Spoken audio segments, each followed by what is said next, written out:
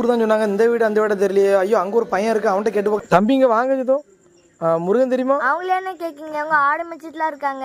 தம்பி ஆடு மேய்க்கிற பையன் இல்லை, என் கூட என் கிளாஸ் பையன் படித்த பையன் பார்த்துருங்க, அதான் அவங்களுக்கு தெரியுமா. சிவமுருகன் அண்ணன் தானே. முருகா இங்க வா.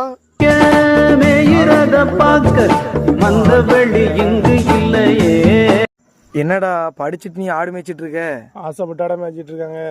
வீட்டு சூழ்நிலை கஷ்டம், அதான்டா ஆடு மேய்ச்சிட்டு இருக்கேன். ஆடு மேய்க்கலாம் எனக்கு தப்பு ஒன்றும் இல்லை, வருமானம் நல்லா. என்னடா வா வீட்டுக்கு பேசும். சரி வீட்டுக்கு வண்டி ஓடு. வாழ்க்கையே அப்படிதான்டா, ஒன்றுமே நம்ம கையில் கிடையாது.